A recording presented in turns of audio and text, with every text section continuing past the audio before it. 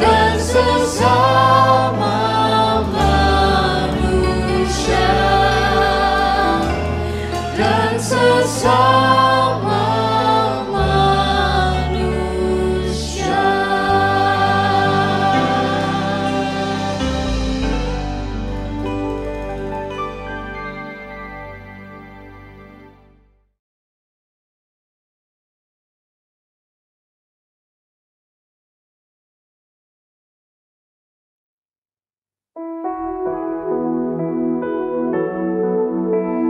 Great is thy faithfulness.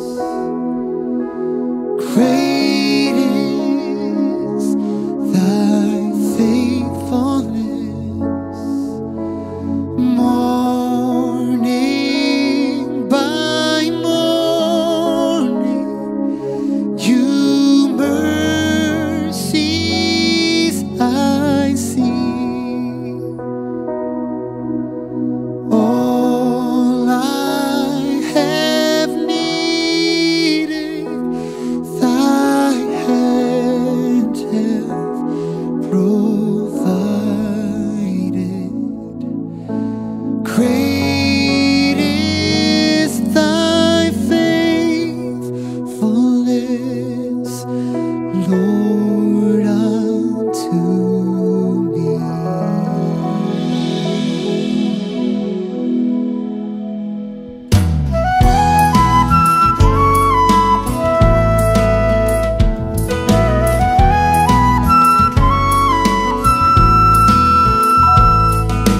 Great is thy faithfulness, O God, my Father.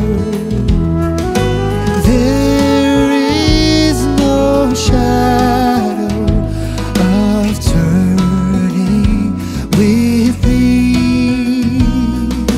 Thou changest not, thy compassion they fail not. As thou hast been, thou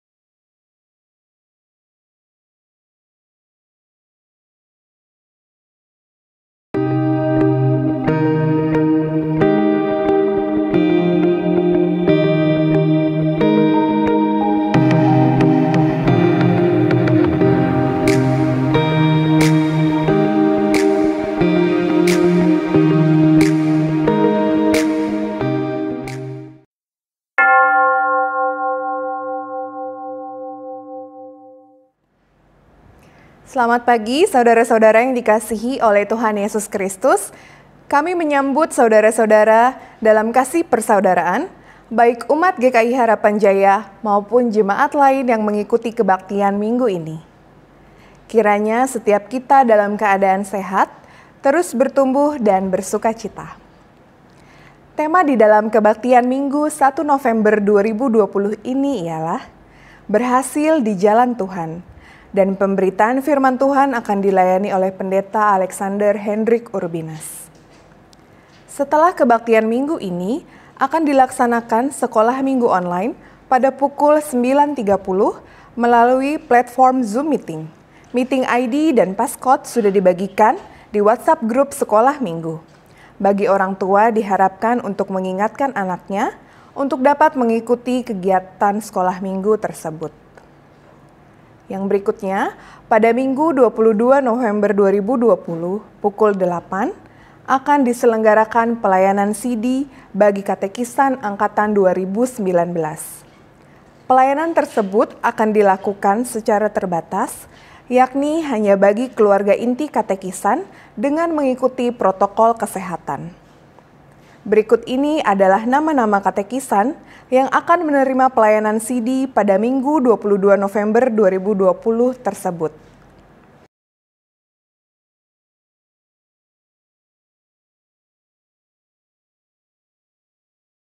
Dengan penuh syukur, kami juga menginformasikan pada Minggu 29 November 2020 jam 8, bersamaan dengan Minggu Advent yang pertama, maka akan diselenggarakan atau dilaksanakan perjamuan kudus partisipatif secara live streaming. Sensura Morum akan dilaksanakan pada kebaktian Minggu 22 November 2020. Berikut adalah sosialisasi mengenai perjamuan kudus partisipatif berdasarkan panduan dari Komisi Liturgi dan Musik Sinode Wilayah Jawa Barat.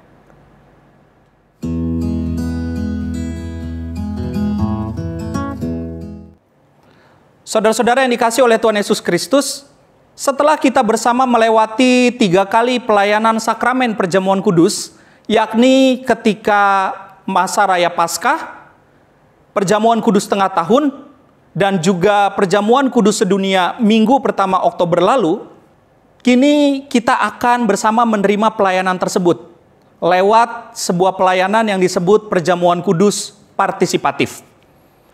Komisi Liturgi dan Musik Sinode Wilayah Jawa Barat menjelaskan tentang tata cara pelaksanaan perjamuan kudus secara partisipatif ini. Artinya, saudara-saudara bisa mengikuti pelayanan sakramen perjamuan kudus dengan tetap berada di rumah. Sedangkan para pelayan, yakni pendeta penatua dalam hal ini majelis jemaat, melakukan pelayanan secara langsung melalui pelayanan live streaming di gereja. Pelayanan sakramen perjamuan kudus partisipatif ini akan dilaksanakan pada Minggu 29 November 2020 pada pukul 8 pagi. Beberapa hal yang perlu dipersiapkan agar setiap kita dapat mengikuti pelayanan ini adalah yang pertama bahwa saudara-saudara adalah anggota jemaat yang sudah mengaku percaya. Yang kedua, saudara-saudara bisa mempersiapkan roti dan minuman di tempat kediaman masing-masing seperti ini. Saudara-saudara bisa mempersiapkan potongan-potongan roti sesuai dengan jumlah anggota masing-masing. Saudara-saudara juga bisa mempersiapkan minuman sesuai dengan anggota keluarga masing-masing. Minumannya bisa disesuaikan mulai dari anggur jika tersedia, teh, ataupun juga air putih. Saudara, perjamuan kudus partisipatif adalah sebuah upaya kontekstualisasi di tengah-tengah pandemi seperti sekarang ini. Nah, bagi Bapak Ibu Saudara-saudara yang tidak sempat mengikuti kebaktian pada pukul 8, maka kami tetap menyediakan di channel YouTube GKI Harapan Jaya pelayanan kebaktian Minggu 29 November 2020 pada pukul 10 pagi. Tetapi pada pukul 10 pagi tidak ada lagi pelayanan perjamuan kudus. Ini adalah makna daripada perjamuan kudus partisipatif. Jadi ibu bapak saudara mengikuti pelayanan tersebut tepat di waktu yang sama ketika para pelayan melangsungkan pelayanannya. Saudara-saudara, mari bersama kita boleh mengikuti pelayanan tersebut. Sensoromorum jemaat akan dilangsungkan pada Minggu 22 November 2020, 1 minggu tepat sebelum pelayanan perjamuan kudus partisipatif ini. Sekali lagi saudara-saudara, mari kita mempersiapkan setiap hal yang berkaitan dengan pelayanan perjamuan kudus partisipatif ini. Selamat mempersiapkan diri di dalam perjamuan kudus partisipatif. Tuhan Yesus memberkati. Demikianlah Warta Lisan pada hari Minggu ini. Selamat beribadah, mari kita bersaat teduh.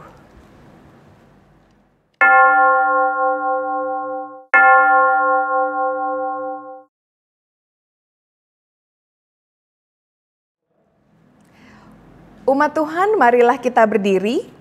Sungguh kita bersuka cita untuk kasih setia Tuhan di dalam kehidupan kita. Untuk itu, marilah dalam kesukacitaan kita memulai ibadah dengan menyanyikan NKB 3 Terpujilah Allah.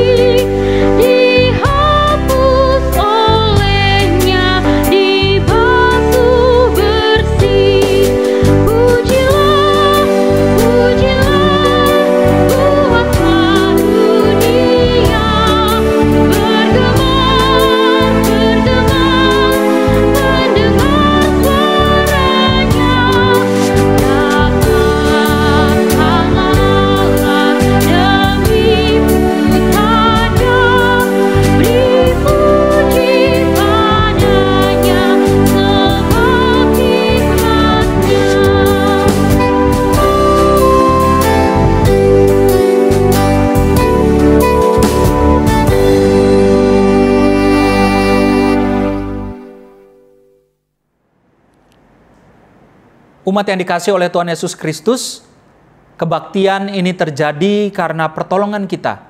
Ialah dalam nama Tuhan yang menjadikan langit dan bumi.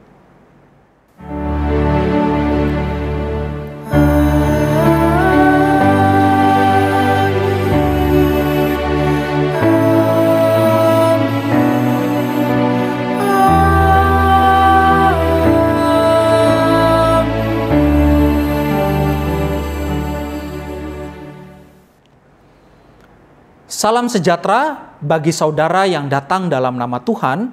Tuhan beserta saudara. Dan beserta saudara juga. Silakan duduk, saudara-saudara yang dikasihi oleh Tuhan Yesus Kristus.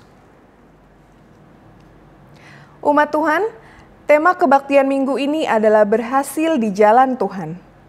Melalui tema ini, kita sebagai umat diingatkan untuk dapat bersedia mencari nilai kehidupan sesuai dengan ajaran Tuhan Yesus, yang tidak mengukur keberhasilan dengan cara pandang duniawi.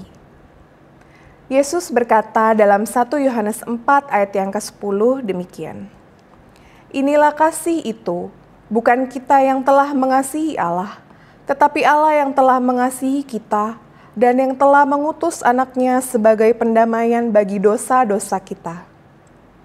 Marilah kini kita menyanyikan NKB 179, Lama Ku Enggan Mengikut Jalan Tuhan.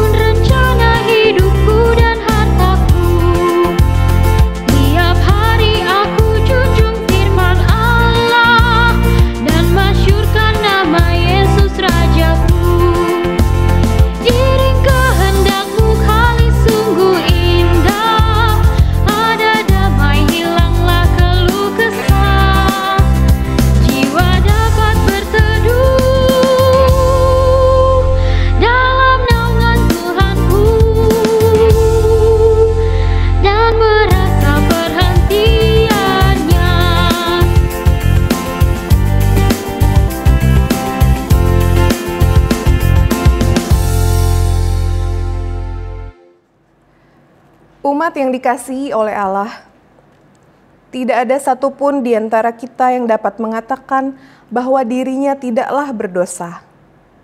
Sebab kita adalah orang yang berdosa, namun tidak setiap kita rindu untuk bertobat. Dengan dalih bahwa kita adalah manusia yang lemah, kita akhirnya menikmati perbuatan dosa dan melakukan kesalahan secara terus-menerus. Untuk itu, marilah kita mengaku dosa di hadapan Tuhan sambil belajar berkomitmen untuk dapat hidup di dalam pembaharuan. Mari kita bersatu dalam doa pengakuan dosa. Ya Tuhan, kami datang dalam kerendahan hati untuk mengakui atas perbuatan dosa yang kami lakukan. Perbuatan dosa yang pada akhirnya kami nikmati.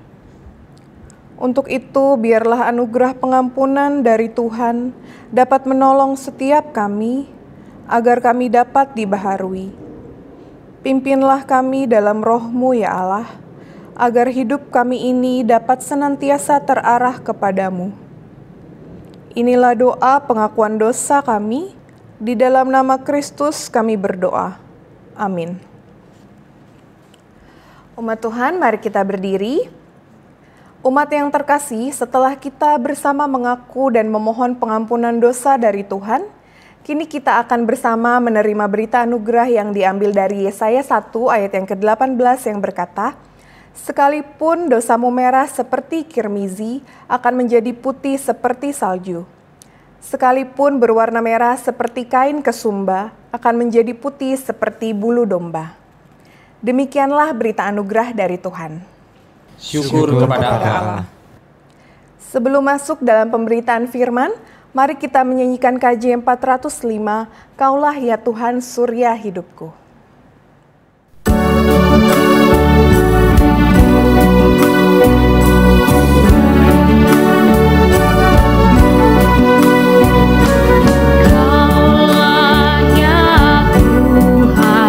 Surya hidupku,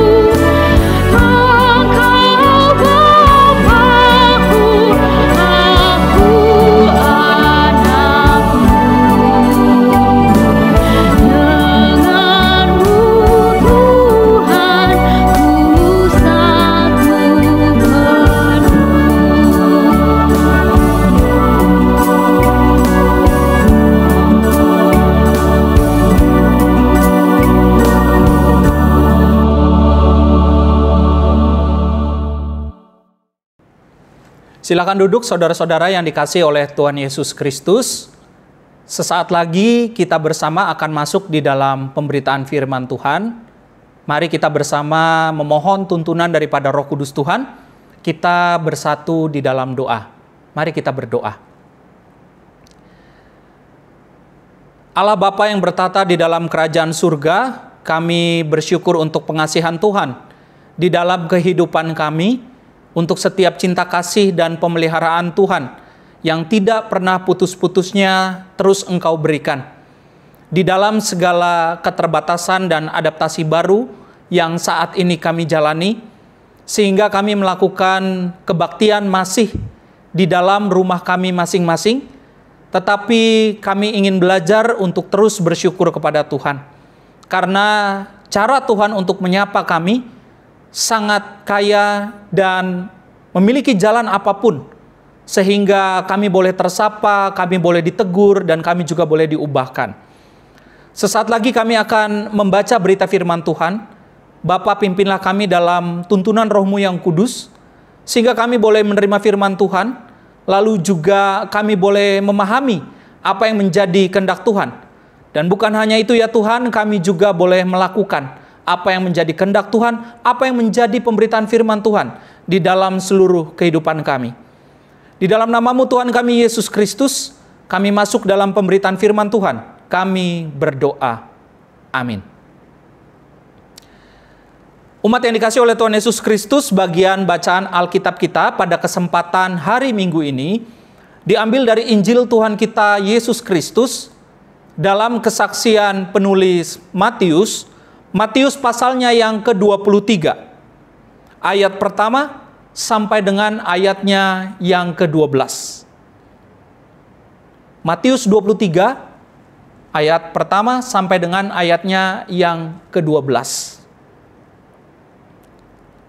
Demikian saudara-saudara bagian bacaan Alkitab kita. Maka berkatalah Yesus kepada orang banyak dan kepada murid-muridnya. Katanya, ahli-ahli Taurat dan orang-orang Farisi telah menduduki kursi Musa. Sebab itu, turutilah dan lakukanlah segala sesuatu yang mereka ajarkan kepadamu.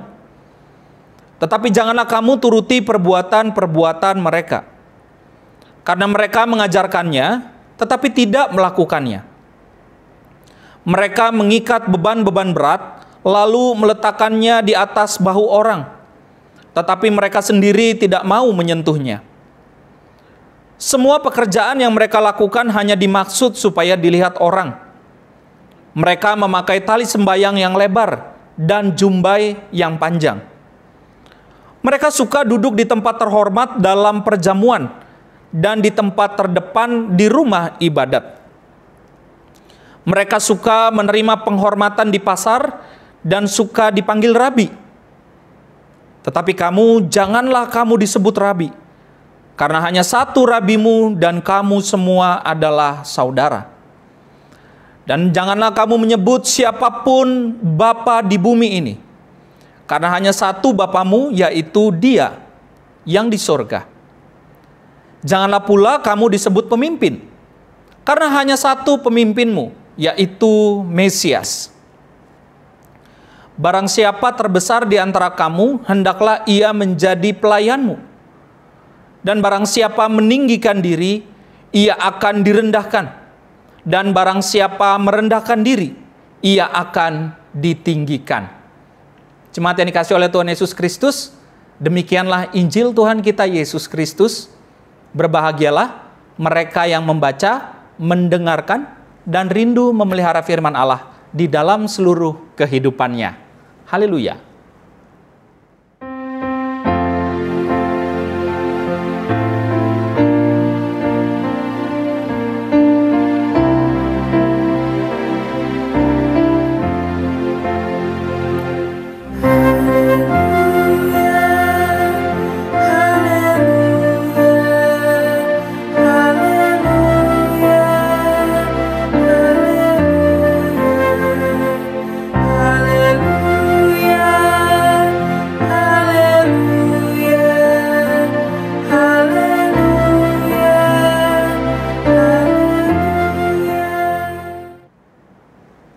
Saudara yang dikasihi oleh Tuhan Yesus Kristus, selamat hari Minggu.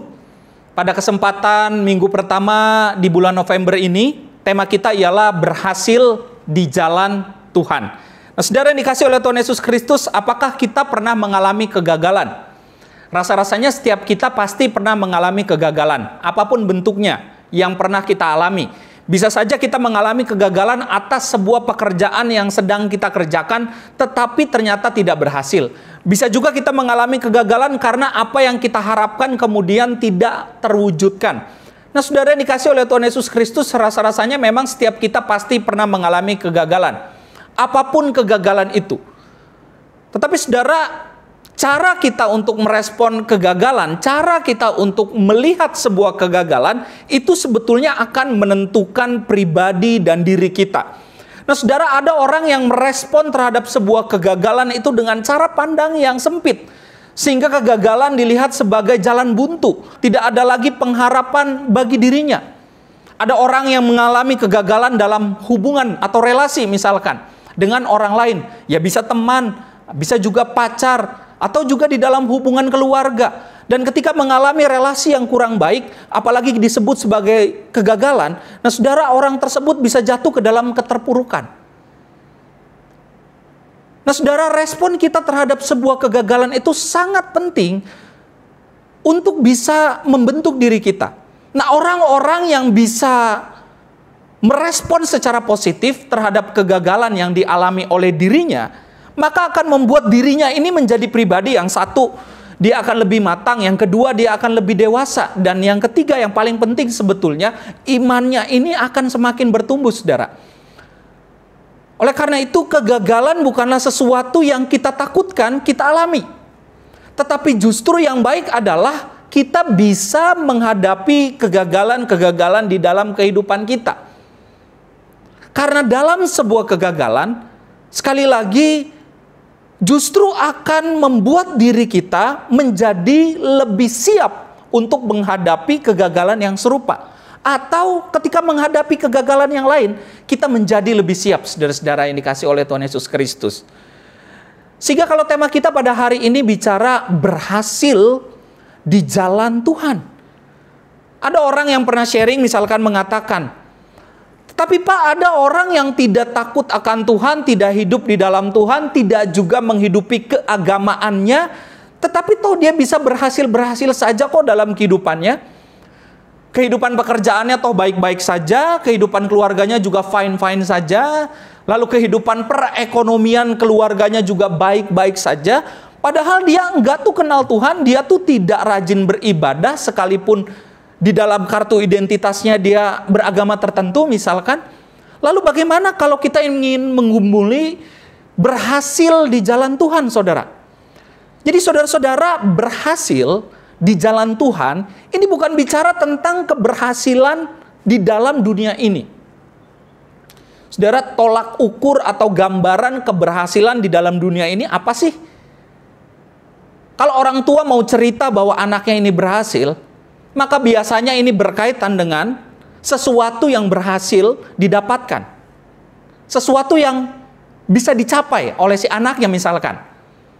Misalkan dia lulus kuliah, misalkan dia dapat pekerjaan. Apalagi kemudian dia bisa mendapat pekerjaan tetap dan mendapatkan gaji misalkan. Maka orang tua mengatakan ini adalah gambaran anak yang berhasil. Dalam gambaran sosial kan juga begitu, saudara-saudara. Keberhasilan itu identik dengan sesuatu yang bersifat materi. Nah, saudara, hari ini kita ingin belajar berhasil di jalan Tuhan, tetapi bukan keberhasilan menurut definisi dunia. Tetapi justru yang ingin kita lihat adalah keberhasilan di jalan Tuhan dalam kerangka pemikiran iman, hubungan kita kepada Tuhan. Jadi saudara, belum tentu orang yang berhasil secara materi di dunia, demikian juga dia itu akan berhasil di jalan Tuhan. Tidak matematis begitu, saudara-saudara. Dalam bagian bacaan Alkitab kita, Matius 23, ayatnya yang ketiga mengatakan demikian. Sebab itu turutilah dan lakukanlah segala sesuatu yang mereka ajarkan kepadamu. Mereka ini siapa? Dalam ayatnya pertama disebutkan bahwa mereka yang dimaksudkan oleh Yesus ini adalah para ahli-ahli Taurat dan orang-orang Farisi yang saat itu menduduki kursi Musa. Yang dimaksudkan kursi Musa ini adalah kursi kepemimpinan di dalam kehidupan sosial saat itu. Jadi posisi ahli Taurat, posisi orang Farisi adalah posisi yang saat itu secara sosial menjadi penting. Mereka dihormati orang, mereka dihargai orang, mereka menerima tempat yang khusus. Tetapi Yesus dengan lantang dan berani malah ngomong demikian kan Ibu Bapak Saudara. Sebab itu turutilah dan lakukanlah segala sesuatu yang mereka ajarkan kepadamu. Jadi Yesus mengatakan bahwa apa yang diajarkan oleh orang-orang ini sudah baik. Tetapi Yesus kemudian meneruskan dengan mengatakan, janganlah kamu turuti perbuatan-perbuatan mereka. Karena mereka mengajarkannya, tetapi tidak melakukannya. Saudara, ini adalah gambaran yang Tuhan Yesus berikan. Boleh dikatakan sih ini sebetulnya sebuah kritik ya saudara ya. Bahwa orang-orang yang berjabatan saat itu secara sosial dan agama, yakni ahli Taurat dan orang-orang Farisi, itu sangat cakap mengajar, tetapi tidak bisa menghidupi apa yang mereka ajarkan. Bahkan Yesus mengatakan, jangan kamu turuti perbuatan-perbuatan mereka. Perbuatan-perbuatan seperti apa? Matius 23 ayat 5a kemudian mengatakan demikian. Semua pekerjaan yang mereka lakukan hanya dimaksud supaya dilihat orang. Di underline nih Ibu Bapak Saudara, semua pekerjaan. Satu itu yang mereka lakukan hanya dimaksud supaya dilihat orang. Semua. Saudara, kalau kita beli buah misalkan, lalu kita melihat ada beberapa buah yang kurang baik, maka kita akan mengatakan bahwa oh, buah yang saya beli ini tidak semuanya baik. Beberapa tidak dalam kondisi yang baik. Kan nggak bisa kita generalisir kan Ibu Bapak Saudara dengan mengatakan bahwa semua buah yang saya beli ini tidak baik. Saudara, yang dikasih oleh Tuhan Yesus Kristus dalam kehidupan bergereja misalkan, lalu ada beberapa orang yang kemudian ya punya karakter-karakter unik. Misalkan saja ya saudara ya, suka ngomongin orang, suka menyampaikan kritik secara berlebihan. Lalu apakah kita mengatakan bahwa seluruh anggota jemaat di gereja tersebut adalah orang-orang yang suka membicarakan orang lain? Kan juga sama saudara-saudara. Tidak bisa digeneralisir seperti itu. Karena ini hanya perilaku sebagian orang saja. Tetapi Yesus mengatakan bahwa para ahli-ahli Taurat dan orang-orang Farisi ini melakukan bukan hanya sebagian, bukan hanya beberapa, tetapi semua pekerjaan yang mereka lakukan itu hanya dimaksud supaya dilihat orang, saudara-saudara. Artinya mereka cakap untuk mengajar, tetapi sama sekali tidak bisa melakukan. Dan kalaupun mereka berusaha untuk melakukan, mereka melakukan itu supaya dilihat orang. Saudara-saudara yang dikasih oleh Tuhan Yesus Kristus dalam kehidupan keimanan kita, kan kita jadi belajar ya saudara-saudara ya. Untuk apa kemudian kita ini dilihat saleh, dilihat baik, hanya supaya mendapatkan penilaian secara berbeda dari orang lain. Dan bukan menjadi diri kita yang sebetulnya. Padahal kalau secara pribadi misalkan saudara-saudara, kita nggak saleh-saleh amat. Dan inilah yang dikatakan oleh Yesus. Nah, saudara yang dikasih oleh Tuhan Yesus Kristus, seorang bernama C.S. Lewis, seorang penulis Kristiani, dia mengatakan integrity is doing the right thing even when no one is watching. Kritik Yesus ini adalah bukan berkaitan terhadap jabatan yang dimiliki oleh ahli Taurat dan orang Farisi. Yesus nggak mempersoalkan itu kok. Tetapi Yesus mempersoalkan integritas dari orang-orang yang saat itu melakukan pengajaran. Dan melihat apa yang C.S. Lewis katakan, Ini menarik saudara-saudara. Ketika dia mengatakan integritas adalah ketika melakukan hal yang benar sekalipun tidak ada yang melihat. Saudara, seringkali integritas kita itu adalah integritas karena kita dilihat oleh orang lain. Integritas supaya kita bisa dilihat benar, dilihat baik. Integritas yang bukan sesungguhnya. Ada orang yang kerjanya ini menjadi sangat optimal begitu ya. Kenapa? Ketika ada atasannya. Ketika ada orang yang mensupervisi dia. Baru dia kemudian bekerja optimal. Tapi ketika atasannya tidak di tempat, ketika bosnya itu tidak ada di tempat, wah sibuk saudara. WhatsApp web, Instagram, Facebook, atau melakukan aktivitas-aktivitas lain yang sama sekali nggak berkaitan dengan pekerjaan. Dalam berlalu lintas saja saudara, hal ini kan sering dilakukan. Bahwa ketaatan kita adalah ketaatan berlalu lintas karena kita takut ketika ada yang mengawasi. Ketika ada polisi lalu lintas misalkan. Jadi ketaatan, integritas yang kita lakukan ini adalah integritas karena kita lakukan supaya kita menghindari sebuah hukuman atau karena kita dilihat oleh orang lain. Sehingga kalau kita ingin belajar tentang berhasil di jalan Tuhan, maka Tuhan akan sangat tahu saudara. Mungkin kita bisa menutupi dan membungkus diri kita sedemikian rupa supaya baik dilihat oleh orang. Tetapi di mata Tuhan tidak ada yang tersembunyi. Segala sesuatunya Tuhan bisa tahu. Saudara yang dikasih oleh Tuhan Yesus Kristus, 31 Oktober kemarin itu adalah hari reformasi gereja. Di mana ada 3 tokoh utama dalam sejarah reformasi gereja ini yang paling terkenal, yang kemudian melahirkan gereja-gereja seperti kita ini. Gereja-gereja Kristen Protestan. Karena berangkat dari sikap protes. Ini makanya orang Kristen Protestan nih paling suka ibu bapak saudara protes. AC kurang dingin di gereja, protes. Kursi kurang nyaman, protes. Khotbahnya kepanjangan, protes. Khotbahnya kependekan, protes. Ya, memang jadi secara nature kita ini memang suka protes saudara-saudara ya. Ya, ini berkaitan dengan sejarah gereja kita juga. Ini 3 tokoh utamanya, ada Martin Luther, ada Johannes Calvin, lalu ada Ulrich Zwingli. Nah saudara, saya ingin sedikit cerita kenapa reformasi gereja saat itu dilakukan. Gereja yang sebelum direformasi adalah sebuah gereja yang ajek, sebuah gereja yang tidak mau menerima perubahan, sebuah gereja yang kemudian menutup diri terhadap sebuah perubahan, dan sebuah gereja yang mengeksklusifiskan hanya sebagian orang yang bisa membangun relasi kepada Tuhan. Karena ada reformasi gereja saudara-saudara, saudara dan saya bisa baca Alkitab seperti sekarang tanpa perlu belajar bahasa Yunani, belajar bahasa Ibrani dan bahasa Latin. Kita bisa baca. Tapi sebelum reformasi gereja, maka tidak.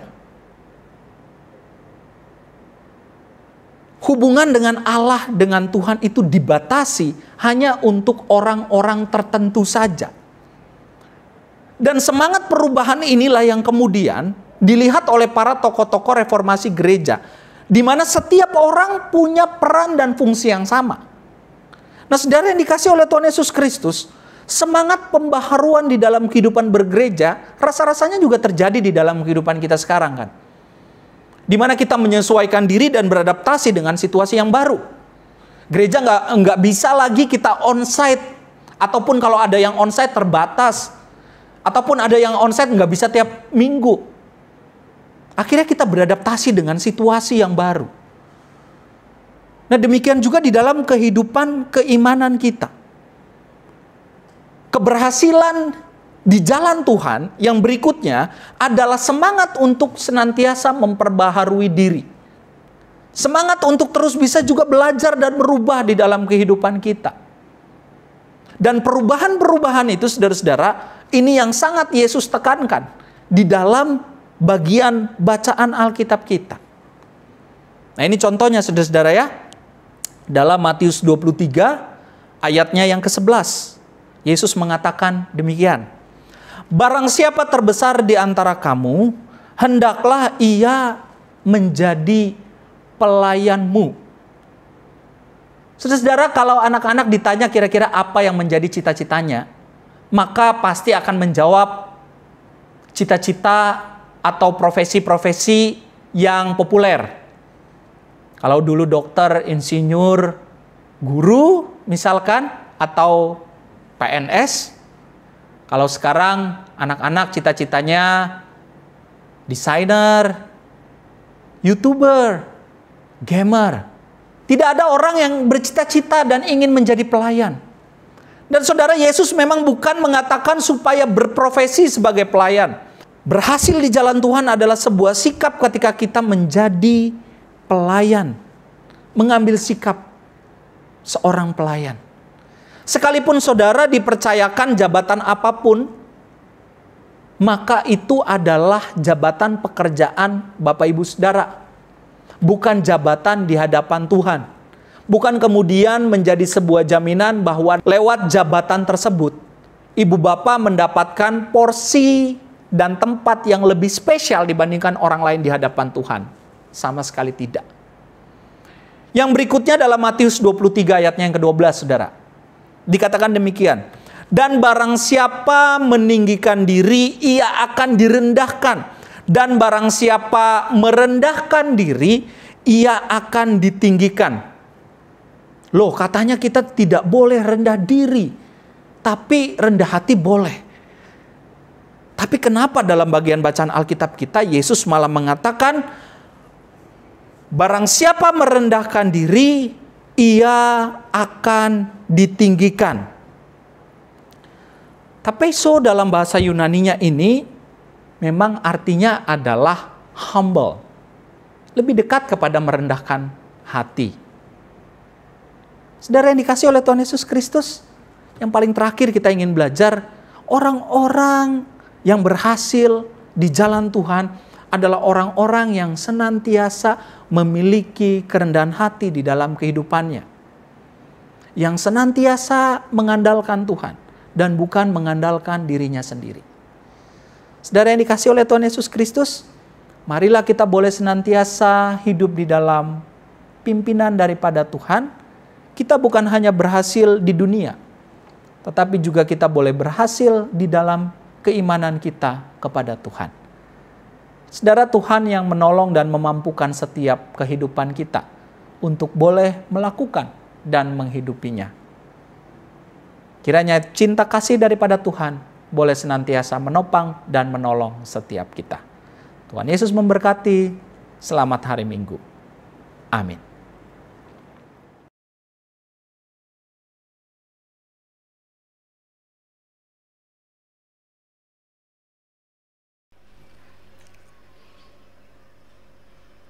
Tiada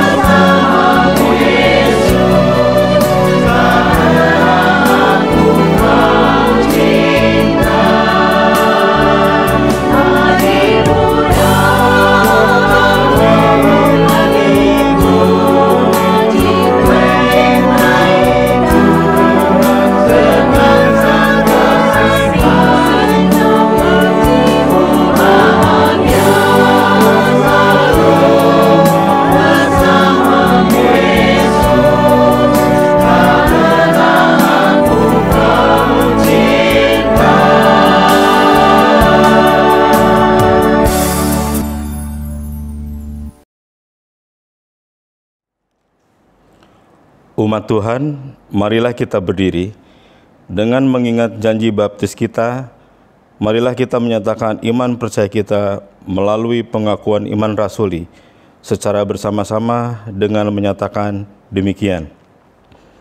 Aku percaya kepada Allah, Bapa yang Maha Kuasa, Khalik langit dan bumi, dan kepada Yesus Kristus, Anak yang tunggal Tuhan kita, yang dikandung dari Roh Kudus, lahir dari anak darah Maria, yang menderita sengsara di bawah pemerintahan Pontius Pilatus, disalibkan, mati dan dikuburkan, turun ke dalam kerajaan maut. Pada hari yang ketiga, bangkit pula dari antara orang mati, naik ke surga, duduk di sebelah kanan Allah, Bapa yang Maha Kuasa, dan akan datang dari sana untuk menghakimi orang yang hidup dan mati. Aku percaya kepada Roh Kudus, gereja yang kudus dan am, persekutuan orang kudus, pengampunan dosa, kebangkitan orang mati, dan hidup yang kekal. Amin. Silakan duduk, umat sekalian.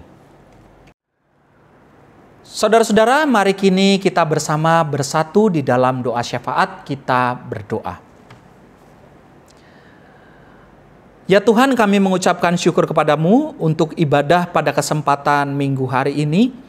Di dalam setiap kehidupan kami terus mendoakan ya Tuhan, biarlah situasi yang bersama kami hadapi ini, yakni pandemi yang masih ada di sekitar kami, boleh kami hadapi dalam tanggung jawab kami sebagai warga negara dan warga gereja dengan baik. Doa kami ya Tuhan, situasi ini boleh berangsur-angsur pulih.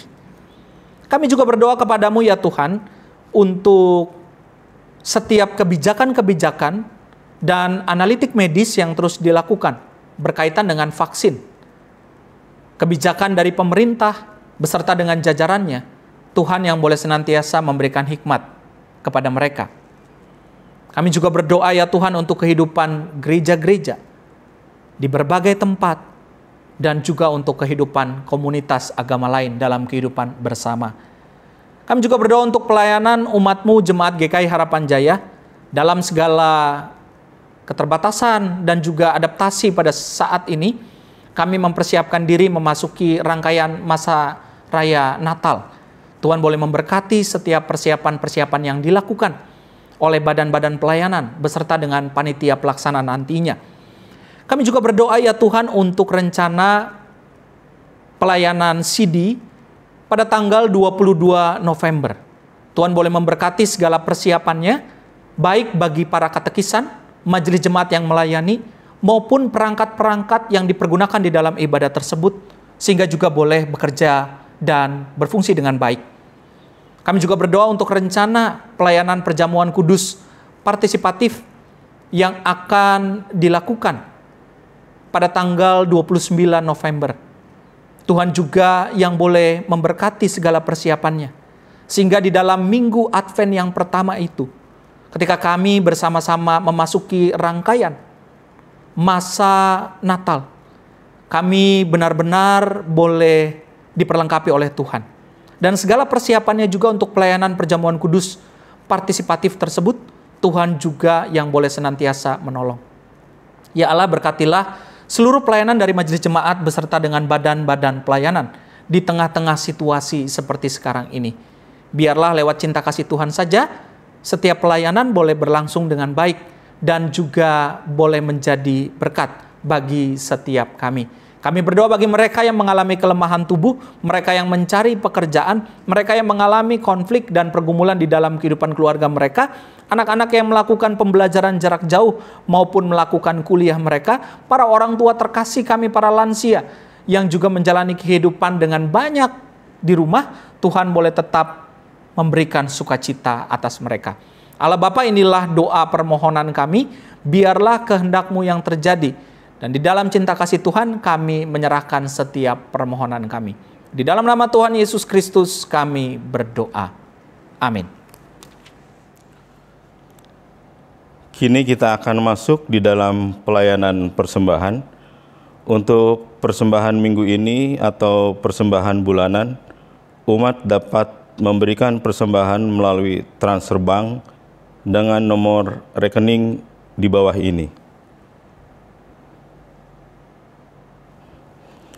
Marilah kita mengumpulkan persembahan syukur kita berdasarkan Mazmur 52 ayat 11 yang berkata, Aku hendak bersyukur kepadamu selama-lamanya, sebab Engkaulah yang bertindak.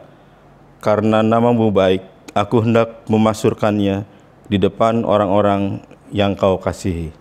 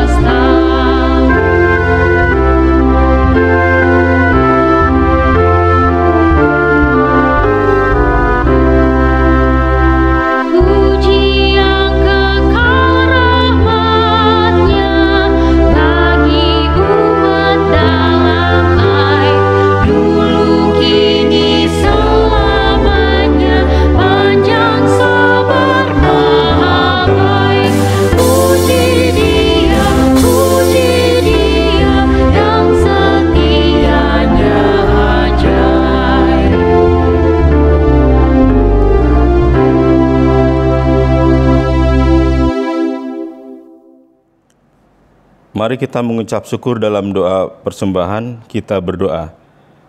Kami mengucap syukur kepadamu ya Tuhan, karena dalam kasih-Mu Engkau telah memberikan pengampunan terhadap kami. Jika baru saja kami memberikan persembahan syukur, biarlah melalui persembahan tersebut nama-Mu dapat selalu dimuliakan. Melalui memberikan persembahan, kami juga ingin belajar untuk dapat senantiasa melihat kebaikan Tuhan, apapun kondisi kehidupan kami. Inilah doa persembahan kami. Di dalam nama Tuhan Yesus Kristus, kami berdoa. Amin. Saudara-saudara yang dikasihi oleh Tuhan Yesus Kristus, marilah kita menjalani kehidupan di dalam jalan Tuhan.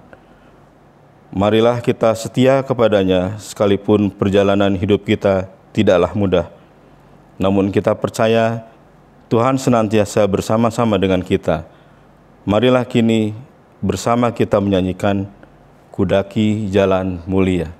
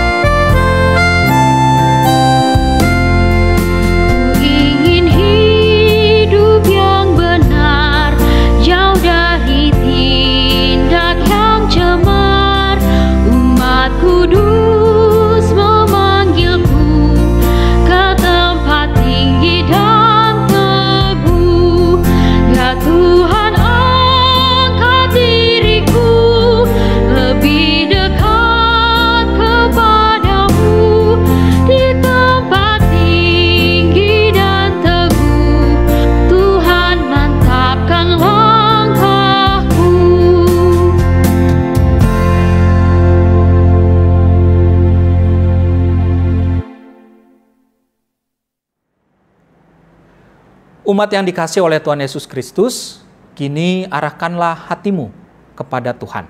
Kami mengarahkan hati kami kepada Tuhan. Jadilah saksi Kristus. Syukur kepada Allah. Terpujilah Tuhan. Kini dan selamanya. Saudara-saudara, kini terimalah berkat Tuhan. Tuhan memberkati engkau dan melindungi engkau. Tuhan menyinari engkau dengan wajah-Nya dan memberikan engkau kasih karunia. Tuhan menghadapkan wajah-Nya kepadamu dan memberikan engkau damai sejahtera. Amin.